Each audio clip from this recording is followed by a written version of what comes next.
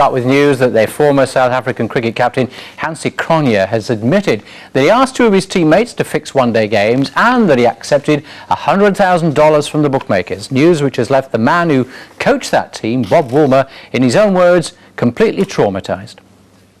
Cronje's personal testimony to a government inquiry in Cape Town today has left the cricket world stunned. He named Pakistan's Salim Malik and the former Indian captain Mohammad Azharuddin, seen here on the right, as the two men who drew him into it. Cronje, a born-again Christian, said that devils took hold of him, and once he was involved he couldn't escape the clutches of bookmakers, urging him to throw matches. It's a dark side of Hansie Cronje that we haven't seen before, and so I think it's something it's a tragedy really, and what can I say? I feel very sorry for him. I feel very traumatised myself, having listened to it. It was a story that you don't want to hear. Cronje led his country back into world cricket at the same time as Bob Woolmer took over as coach. A tense relationship, but it worked. Today, Woolmer was with his Warwickshire team, still stunned by the revelations. I believe that he hasn't actually fixed games. It's semantics really, whatever you mean, but I think I'm pretty sort of convinced that during my period that his intensity levels, our intensity levels were all there.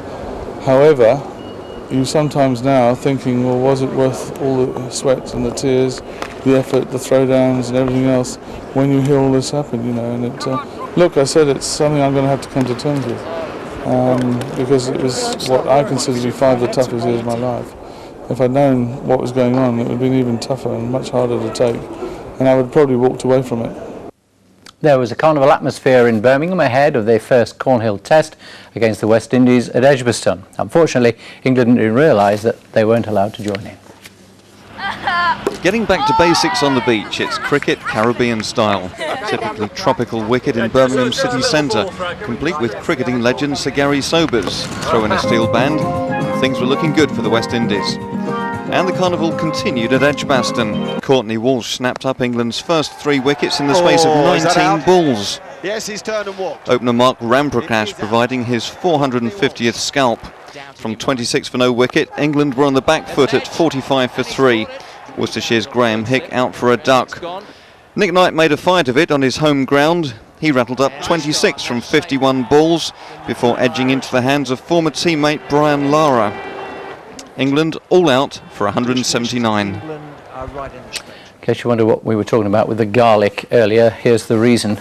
David Ginola, pin-up boy, model, health awareness spokesman and sometime UN special envoy, looks to be on his way to Aston Villa.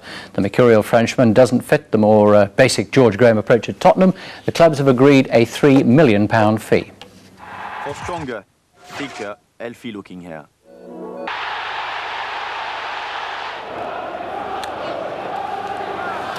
Well, David Ginola, as you can see, has not been the sort of player that everybody has taken to, but he's just what Aston Villa need at the moment. And I say they've agreed a £3 million fee that would bring him to Villa Park. Going the other way and probably crossing him on the motorway on the way down is the Aston Villa captain, Gareth Southgate.